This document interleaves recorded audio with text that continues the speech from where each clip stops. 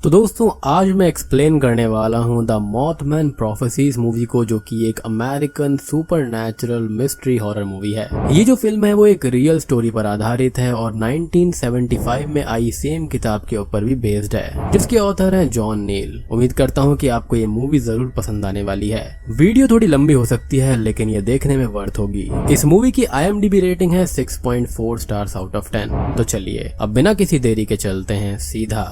Video की तरफ। Movie की शुरुआत में हम देखते हैं जॉन को, जो कि वॉशिंगटन पोस्ट में एज अ रिपोर्टर काम किया करता है और ये क्रिसमस का टाइम चल रहा था और उसका बॉस उसे क्रिसमस पार्टी में इनवाइट करता है, लेकिन वो ये कहता है कि उसे अपनी वाइफ मैरी के साथ घर देखने जाना है। अब वो मैरी के साथ घर देखने के लिए निकल जाता है, जो कि मैरी को बहुत पसंद आता है और जैसे हर कपल का एक सपना होता है अपना घर लेने का, तो इस बात से वो और भी ज्यादा एक्साइटेड थी कि उसका सपना पूरा होने वाला था। अब उन दोनों को ये घर काफी पसंद आता है, इसलिए जॉन उस घर को डन कर देता है, जिससे कि वो दोनों ही खुश थे। अब वो दोनों वहां से निकल जाते हैं और रास्ते में हंसी मजाक करते हुए जाते हैं, एज मैरी बहुत ही ज्यादा यहाँ पर खुश थी। लेकिन तभी उसको अपने कार के सामने कोई अजीब सा क्रीचर दिखता है, जो कि उसकी कार से टकरा जाता है और ध्यान भटकने से कार डिसबैलेंस होकर क्रैश हो जाती है। इस क्रैश में मैरी का सर कार की विंडो से लग जाता है और वो वहीं पर बेहोश हो जाती है, जिसे जॉन संभालता है, एज लकीली उसको चोट नहीं आई थी। अब हॉस्पिटल में होश आने पर मैरी बहुत ही ज्यादा डरी हुई और परेशान थी। वो जॉन से पूछती है कि क्या उसने उस चीज को देखा था, लेकिन जॉन ने कुछ भी नहीं देखा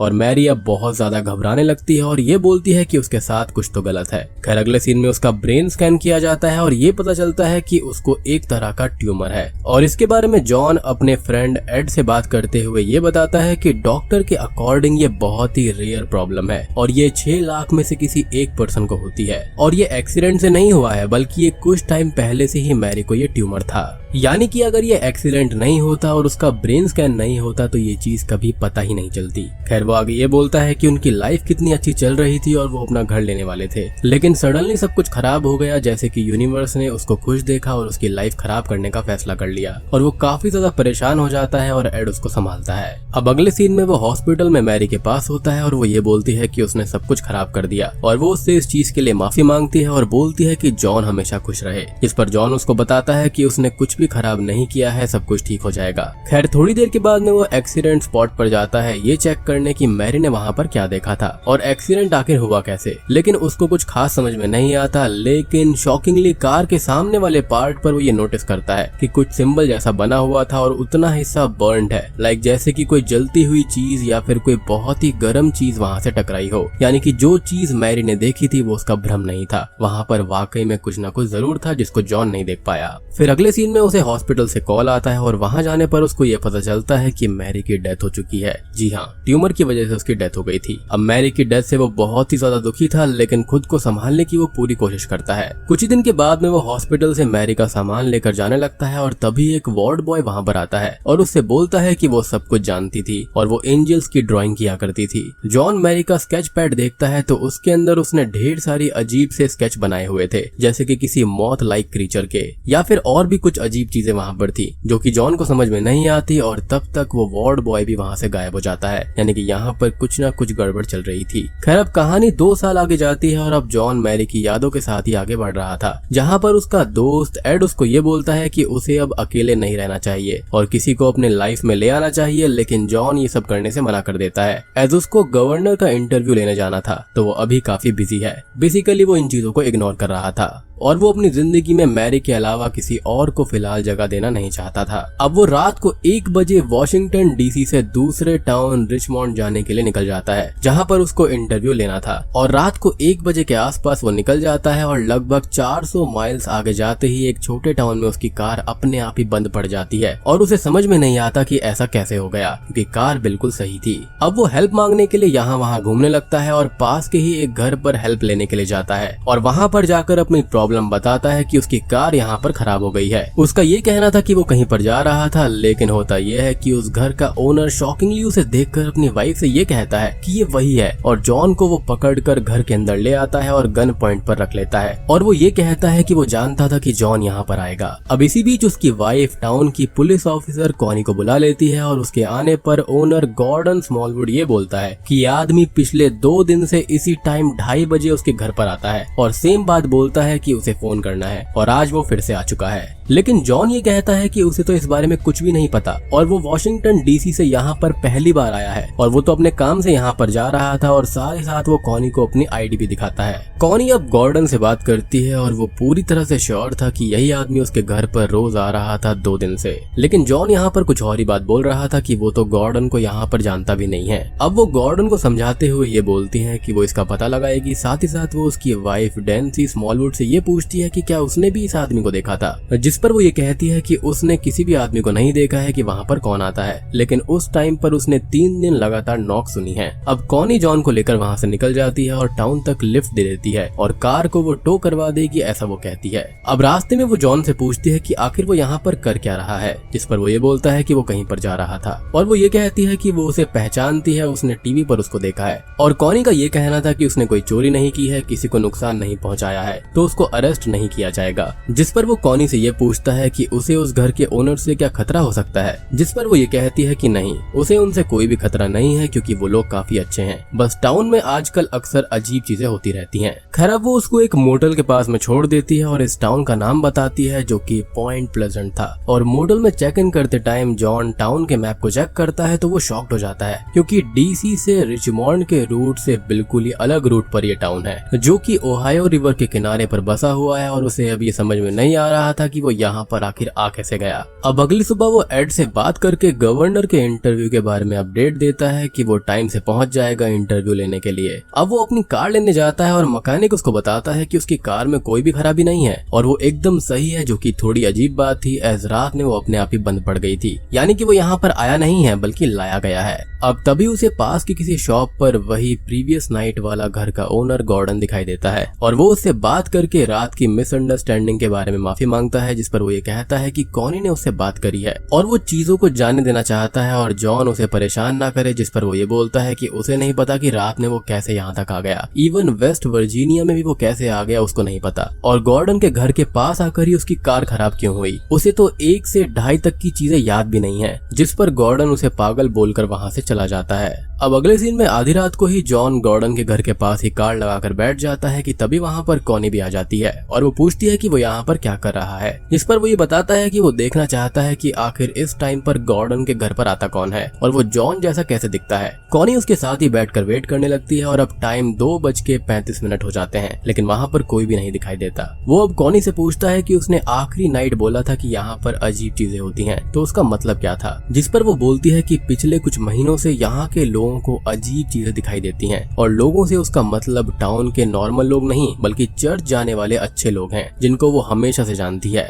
बेसिकली उसका ये कहना था कि अच्छे लोगों के साथ में ऐसी बुरी चीजें हो रही हैं और वो चीजें दिख रही हैं जो कि बता पाना काफी मुश्किल है। अब वो लोग कॉनी के ऑफिस में जाते हैं जहाँ पर लोगों ने जो रिपोर्ट किया था उनको वो पढ़ते हैं। अब रिपोर्ट्स में उन चीजों का डिस्क्रिप्शन था कि मौत लाइक क्रीचर, रेड आइज और ऐसा ही मैरी ने भी देखा था और कई लोगों को तो अजीब सी फीलिंग्स भी हुई है, अजीब से फोन कॉल्स आते हैं और अजीब आवाजें सुनाई देती हैं। कई लोगों को इन फीलिंग्स के बाद या फिर उस चीज को देखने के बाद उनकी आंखों में प्रॉब्लम फेस करनी पड़ती है, जहां पर उनकी आंखों के आसपास चोट आ जाती है और आंखें लाल हो जाती हैं। कॉनी एक ड्राइंग दिखाती है जिसे किसी ने बनाकर उसे दिया था कि ये क्रीचर उसको दिखाई दिया, जिसको देखकर जॉन शॉक्ड हो जाता है। ऐसी ही ड्राइंग मैरी ने भी 2 साल पहले बनाई थी और वो इसके बारे में कॉनी को बताता है। अब वो लोग उसी लेडी के पास में जाते हैं जिसने उस क्रीचर को देखने के बाद ये ड्राइंग बनाई थी। वो लेडी बताती है कि रात को अचानक उसके पेड़ के पास वो मौत लाइक क्रीचर दिखाई दिया था और उसकी बड़ी लाल आंखें थी और वो कम से कम 8 फीट लंबा था, जिसको देखते टाइम वो हिल भी नहीं पा रही थी और फिर वो क्रीचर वहाँ से चला गया। जॉन उस ट्री को देखता है तो उस पर भी सेम वैसा ही जला हुआ मार्क था जैसे उसने अपनी कार पर देखा था, यानी कि ये बात बिल्कुल सच थी। और मैरी को भी मौत जैसा ही क्रीचर दिखा था जो कि बिल्कुल सही था। वो दोनों अब एक फायर स्टेशन चीफ जॉश के पास में जाते हैं जो कि उन्हें एक रिकॉर्डिंग सुनवाता है और बताता है कि उसे अक्सर ऐसे कॉल आते रहते हैं जिसके अंदर अजीब सी आवाजें होती हैं और कई बार किसी आदमी ने बात भी की थी लेकिन वो उसकी लैंग्वेज को समझ ही नहीं पा रहा था और वो आदमी बहुत ही जल्दी बात कर रहा था। उसने लाइन चेक करवाई, इवन नंबर तक चेंज करवा लिया और सबसे बड़ी बात कि ये नंबर किसी को भी नहीं पता था, लेकिन वो कॉल्स आना नहीं रुके।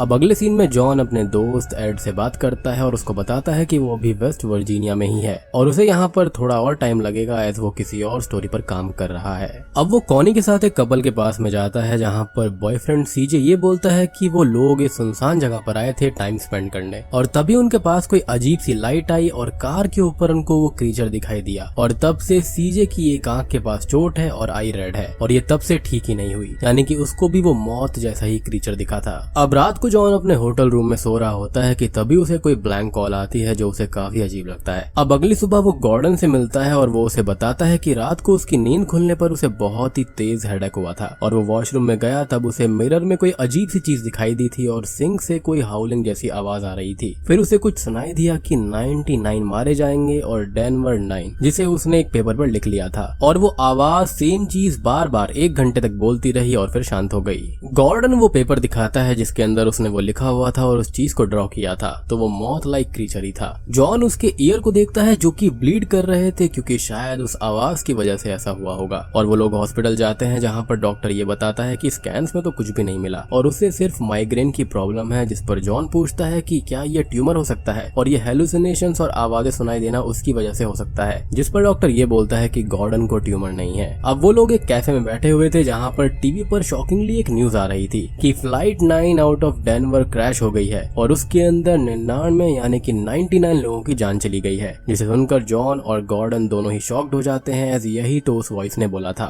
अगले सीन में जॉन कॉनी के पास में होता है और उसे गॉर्डन के हेलुसिनेशंस के बारे में बताता है और सुनी हुई वॉइस की प्रिडिक्शन के बारे में बोलता है जो कि सही हो गई थी। बेसिकली ये प्रोफेसीज थी, और जॉन ये कहता है कि उसे गॉर्डन पर पूरा भरोसा है। कॉनी यहाँ पर बोलती है कि उसे भी एक अजीब सा ड्रीम आया था जहाँ पर वो किसी ओशियन में डूब रही थी और उसके आसपास ढेर सारे गिफ्ट्स हैं और उनको वो पकड़ने की कोशिश करती है, लेकिन वो उसके हाथ से छूट जाते हैं और वो धीरे धीरे डूबने लगती है। और ओशियन में नीचे से कोई लाइट आती है और कोई वॉइस उसके कान में विस्पर करते हुए ये बोलती है कि नंबर 37 जाग जाओ, और बस वो रियल टाइम में जाग जाती है। अगले सीन में जॉन गॉर्डन से फिर मिलता है और वो उसको बताता है कि रात को वो सीमेंट फैक्ट्री जो केमिकल प्लांट के पास है वहाँ से गुजर रहा था, तभी उसे बहुत अजीब सा फील हुआ और एक लाइट उसके पास में आ गई। फिर उसके पास एक अजीब सा आदमी आया जो उसे नॉर्मल ह्यूमन नहीं लग रहा था, जिसने अपना नाम इंड्रेड कोल्ड बताया था, और उसने कहा कि डरो नहीं, इस जगह का साइज इक्वेटर 300 मारे जाएंगे और वो उसका इंतजार करे, दोबारा वो उसको जरूर मिलेगा, और इतना कहकर वो वहाँ से चला गया।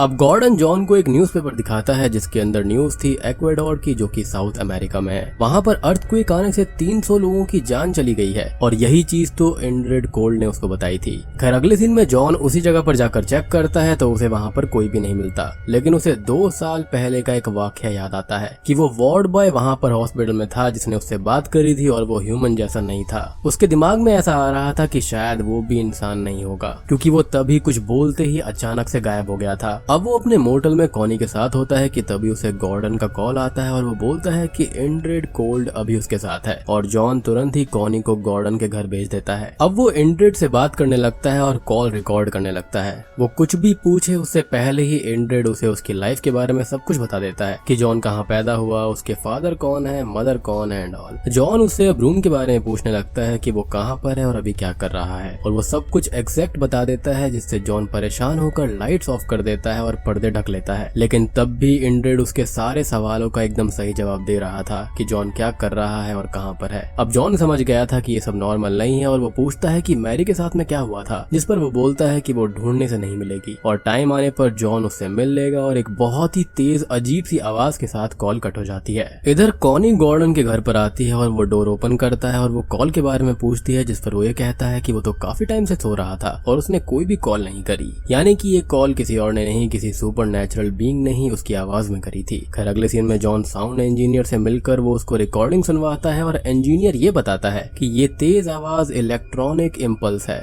और उस आदमी की आवाज किसी भी ह्यूमन वोकल कॉर्ड से निकलने वाली आवाज नहीं है। मींस वो आवाज किसी इंसान की है ही नहीं, जिसे सुनकर जॉन और शॉक्ड हो जाता है। खैर अब वो शिकागो जाता है अलेक्जेंडर लीक से मिलने, जिसने ऐसी चीजों की प्रोफेसीज पर किताब लिखी है, और जॉन ने उससे पहले भी कांटेक्ट करने की कोशिश करी थी, लेकिन उसने बात करने से मना कर दिया था। जॉन उसको वो ड्राइंग दिखाकर ये बोलता है कि आखिर ये चीज है क्या, तो अलेक्जेंडर उसे अपने ऑफिस में लेकर जाता है। वो बताता है कि द नॉक्टर्नल बटरफ्लाई है ये, जो कि एक एंशिएंट कल्चर्स के अंदर मौत को रिप्रेजेंट करता है। ये एक फॉर्म ऑफ साइकी है या फिर सोल है जो कि मॉरली ट्रैप्ड है हेल जैसे डेथ रेल्म्स में, और इसको कहते हैं द मॉथमैन। वो आगे बताता है कि इसको देखने के 1000 से भी ज्यादा केस सामने आए थे चेर्नोबिल में जब न्यूक्लियर प्लांट बंद हुआ था, और ये हम सब जानते हैं कि वहां पर एक बहुत बड़ी ट्रेजेडी हुई थी और उससे पहले ही कई बार लोगों ने दावा किया कि उन्होंने मॉथमैन को देखा है और शायद से उसने लोगों को वार्न किया था कि यहाँ पर कुछ होने वाला है। गैल्वेस्टन में 1969 के अंदर हरिकेन से पहले लोगों ने उसे देखा था, बस इसका कोई ऐसा प्रूफ नहीं है कि ये मटेरियल वर्ल्ड में एग्जिस्ट करते हैं, क्योंकि ये हमारे बीच इस दुनिया में केवमैन के टाइम से ही हैं, जिनकी पेंटिंग्स केव के अंदर मिली हैं और ये हमारे एनवायरनमेंट का एक नॉर्मल हिस्सा है, बस हमारी फिजिकल रियलिटी का पार्ट नहीं है और इसका कोई भी एक्सप्लेनेशन नहीं है कि वो किस चीज का पार्ट है। और ये एक ऐसे समय पर दिखाई देते हैं जब कोई डिजास्टर होने वाला होता है, जिस पर जॉन ये बोलता है कि क्या ये डिजास्टर लाते हैं या फिर हमें वार्न करते हैं। तो अलेक्जेंडर ये बोलता है कि उनके मोटिवेशंस ह्यूमंस नहीं होते और मॉथमैन ने ये नोटिस कर लिया है कि जॉन उनको नोटिस कर चुका है और अक्सर इंसान उनके सबसे ज्यादा करीब तब पहुंचने लगता है जब वो खुद किसी ट्रॉमा में हो। और हम जानते हैं कि जॉन मैरी की मौत से आज तक उभर नहीं पाया था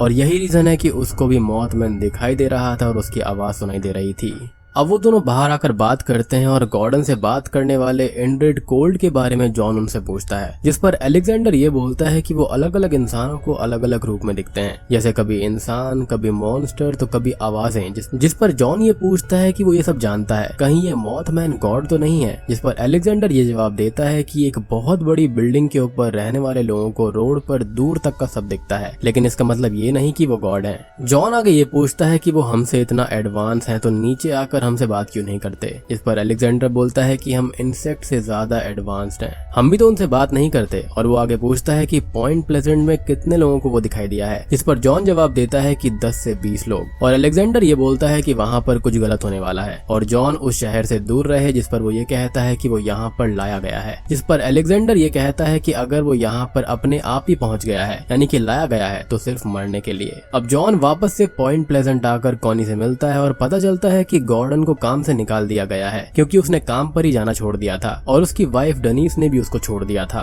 कॉनी ये बताती है कि टाउन में 15 और लोगों ने मॉथमैन को देखा है और वो बाद में अलेक्जेंडर लीक के बारे में पूछती है कि उसने क्या बताया, जिस पर जॉन ये कहता है कि वो उससे मिला ही नहीं और यहाँ पर झूठ जॉन ने इसलिए बोला ताकि कॉनी परेशान न हो जाए। अब वो गॉर्डन को ढूंढते हुए जाता है जो उसे ब्रिज पर मिलता है और वो ये कहता है कि ये सब सच है, ये आवाजें, इंड्रिड कोल्ड, सब कुछ सच है। और अब गॉर्डन को सब पागल समझने लगे हैं। जॉन अब घर आकर सो जाता है और सुबह के टाइम उसको रिसेप्शन से कॉल आता है जो कि ये कहता है कि जॉन ने विकअप कॉल करने के लिए कहा था, लेकिन जॉन ने रियल में ऐसा कुछ भी नहीं बोला, यानी कि यहाँ पर भी मॉथमैन का कुछ ना कुछ इन्वॉल्वमेंट है। खैर अब वो वॉशरूम जाता है और उसे अजीब अजीब विजन्स आते हैं कि वो अपना सर मिरर में मार रहा है और तभी उसको एक कॉल आती है। ये कॉल गॉर्डन का ही था और वो बोलता है कि इंड्रिड ने सब कुछ सच कहा था और सब कुछ रियल है और कॉल कट हो जाती है। जॉन अब परेशान होकर गॉर्डन के घर पर जाता है तो घर से कुछ ही दूरी पर उसकी लाश उसको मिलती है जो कि ठंड से मारा गया था क्योंकि वो वहीं पर बैठा रहा। और कुछ ही देर में पुलिस भी वहां पर आ जाती है और जॉन कॉनी को बताता है कि गॉर्डन ने उसे 1 घंटे पहले कॉल किया था, लेकिन कॉनी उसे एक शॉकिंग बात बताती है कि उसकी मौत तो 8 घंटे पहले ही हो गई थी,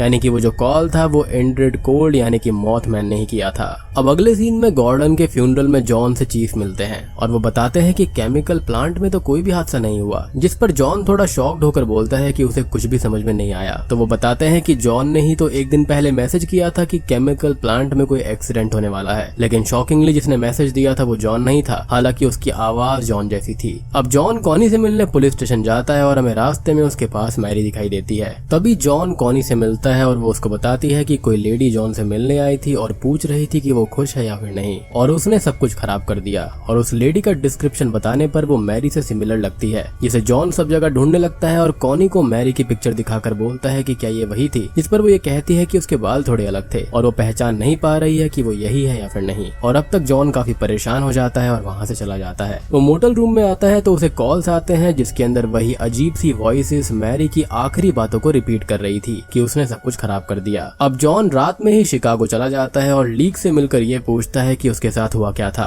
और ये जानना जॉन के लिए काफी जरूरी है एज लीक का खुद भी एक पास्ट एक्सपीरियंस था इन चीजों से जुड़ा हुआ। वो बताता है कि एक दिन उसे आवाजें सुनाई देने लगी थी और धीरे धीरे वो आवाजें मैसेजेस बन गई थी जो कि प्रेडिक्शंस हुआ करते थे किसी डिजास्टर के, और वो लोगों को इसके बारे में वार्न किया करता था, लेकिन उसकी बात कोई नहीं सुनता और बाद में लोग मारे जाते थे। उसको इन्वेस्टिगेट किया गया था, ऑलमोस्ट अरेस्ट भी कर लिया गया था और फिर उसके बीवी बच्चों ने भी उसको छोड़ दिया और उसे 4 साल मेंटल हॉस्पिटल में बिताने पड़े, जिसके बाद में उसने फैसला कर लिया था कि उन चीजों का प्रूफ खोजने से बेहतर जिंदा रहना है और जॉन भी उन चीजों से बहुत दूर रहे, क्योंकि ऐसी सुपरनैचुरल चीजों को आप प्रूफ नहीं कर सकते। अब मोटल जाकर जॉन अपने रूम से सभी रिसर्च का सामान फेंकने लगता है और तभी उसे कॉल आता है उसके बॉस का, जो कि उसको ये बताता है कि गवर्नर केमिकल प्लांट का टूर करने जा रहे हैं जो कि पॉइंट प्लेजेंट में है, तो जॉन उनसे वहीं पर मिल ले और उनका इंटरव्यू ले ले। अब जॉन टेप रिकॉर्डर में रिकॉर्ड हुई वॉइस को सुनता है तो उसके अंदर मैसेज था कि रिवर ओहायो पर ग्रेट ट्रेजेडी होने वाली है और जॉन समझ जाता है कि केमिकल प्लांट पर कुछ होने वाला है। अब वो कॉनी को इसके बारे में बताते हुए वार्न करता है और उसे ये भी बता देता है कि वो लीक से मिला था और उसने उसको क्या क्या बताया और ओहायो रिवर पर केमिकल प्लांट बना हुआ है और वहाँ पर कोई ना कोई दिक्कत होने वाली है और ये सारी की सारी चीजें और मॉथमैन वाली चीज बिल्कुल सच है। वो गवर्नर से भी ये सारी बातें बोलता है कि कुछ होने वाला है, लेकिन उसकी बात कोई नहीं मानता, जैसा कि लीक के साथ में हुआ था। फिर जॉन बार में बैठा हुआ था और न्यूज देखता है जहाँ पर गवर्नर का टूर कंप्लीट हो गया था और कुछ भी गलत नहीं हुआ था, यानी कि इस बार मॉथमैन की प्रोफेसी सच नहीं हुई। अब उसे एक लेटर मिलता है जिसमें लिखा था कि मैरी उसे फ्राइडे नून को कॉल करेगी और तभी वो वापस वॉशिंगटन चला जाता है जहाँ पर कॉनी उसे समझाने की कोशिश करती है, लेकिन वो नहीं मानता। अब घर आकर वो फ्राइडे को मैरी के फोन का इंतजार करने लगता है और कॉनी का उसे कॉल आता है जो उसको ये कहती है कि वो लोग क्रिसमस सेलिब्रेट करने वाले हैं, तो जॉन वहाँ पर आ जाए, जिस पर वो ये कहता है कि उसने कहा था ना कि मैरी का कॉल आएगा, जिस पर कॉनी ये कहती है कि मैरी मर चुकी है जो कि कॉल नहीं कर सकती और जिसका भी कॉल आएगा वो मैरी की तरह साउंड जरूर करेगा लेकिन वो मैरी नहीं होगी। जॉन अब रोते हुए ये बोलता है कि 2 साल हो गए हैं मैरी की डेथ को और उसे उसकी बहुत याद आती है, जिस पर कॉनी बोलती है कि हाँ आती होगी और वो अकेला ना रहे, सबके साथ रहे और चीजें ठीक करे। मैटर ये करता है कि वो मैरी को कैसे याद रखना चाहता है, जिसका सीधा मतलब ये था कि मैरी जो उससे प्यार करती थी वो उसकी खुशी चाहती है और फिलहाल सच ये है कि मैरी उसके साथ में नहीं है और अगर वो चाहे तो किसी नकली साये के साथ में रह सकता है। वो आगे ये भी कहती है कि जॉन को जो ठीक लगे वो करे और शाम को 6 बजे वो लोग सेलिब्रेशन शुरू करेंगे और 8 बजे गिफ्ट को ओपन करेंगे।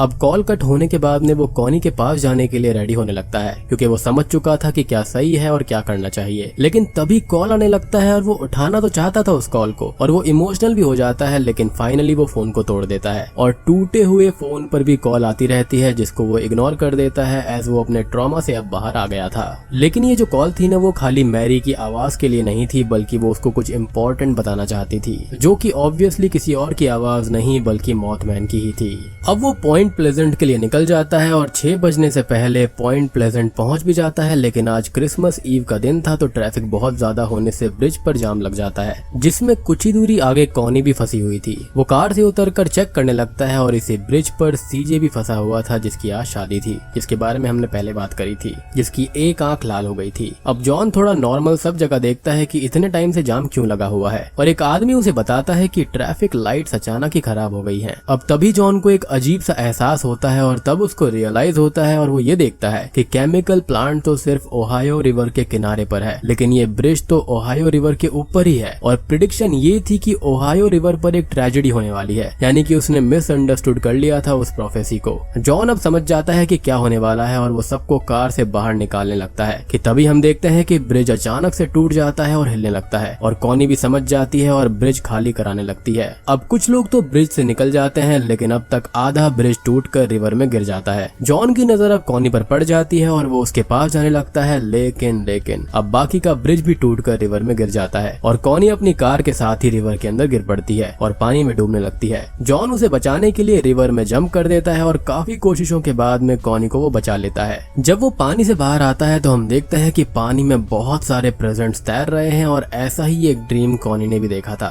खैर अब अगले सीन में पुलिस और हेल्प यूनिट वहां पर आ गई थी और पानी से लोगों को बाहर निकाल रही थी। अब चीफ जॉन को ये बताते हैं कि टोटल 36 लोगों की जान चली गई है और अब कॉनी और जॉन को ये रियलाइज होता है कि उसके ड्रीम में वेकअप नंबर 37 का मतलब क्या था और ये प्रिडिक्शन पूरी तरह से सही हुई थी जो कि द मॉथमैन उनको बता रहा था। यानी कि यहाँ पर जॉन का आना सिर्फ यही था ताकि वो कॉनी को बचा पाए, यानी कि यहाँ पर कॉनी का मरना तय था, लेकिन मॉथमैन ने इनडायरेक्टली उसकी हेल्प करी। खैर मूवी की एंडिंग सीन में ये बताया जाता है कि द सिल्वर ब्रिज के टूटने का सही रीजन कभी पता ही नहीं चल पाया और अब दुनिया भर में मॉथमैन दिखाई दिया, लेकिन उस दिन के बाद फिर कभी भी पॉइंट प्लेजेंट में वो दिखाई नहीं दे पाया था और बूम, इसी के साथ में ये मूवी यहीं पर खत्म हो जाती है। तो दोस्तों ये थी द मॉथमैन प्रोफेसीज मूवी की कहानी। उम्मीद करता हूँ कि आपको ये रियल स्टोरी पसंद आई होगी। अब बात करते हैं इसकी रियल लाइफ स्टोरी के बारे में। तो ये मूवी एक रियल कहानी के ऊपर बेस्ड है जो कि 1975 की एक किताब के ऊपर आधारित है जो कि जॉन नील ने लिखी थी। और वो एक पैरानॉर्मल रिसर्चर और ऑथर थे जो कि पॉइंट प्लेजेंट में 1960s के टाइम में थे और वहां पर वो यूएफओ की स्टोरी कवर करने गए थे और उनकी मदद एक रिपोर्टर मैरी ने करी थी जिनका कैरेक्टर कॉनी से रिप्लेस किया गया है। मूवी के अंदर दिखाई गई ट्रेजेडी यानी कि the collapse of the silver bridge on river Ohio सच में हुई थी 1966 और 67 के टाइम पर और उसके अंदर 46 लोगों की जान चली गई थी। और इस ट्रेजेडी से पहले बहुत सारे लोगों ने द मॉथमैन के बारे में बताया था कि उनको वो दिखाई दिया था और इस चीज के बारे में वार्न किया था। और मूवी के अंदर दिखाई गई लगभग सारी चीजें एकदम एक्यूरेट थी, लाइक वो वॉइसेस, हेलुसिनेशन और फोन कॉल्स। बस यहाँ पर कैरेक्टर्स को थोड़ा थोड़ा चेंज किया गया है, यानी कि ये पूरी कहानी जो है ना वो बिल्कुल रियल है। और ऐसी प्रोफेसीज के बारे में काफी सारे लोग आज तक भी बताते हैं कि ऐसा होने वाला है, वैसा होने वाला है और कुछ चीजें काफी ज्यादा सच भी हो जाती हैं।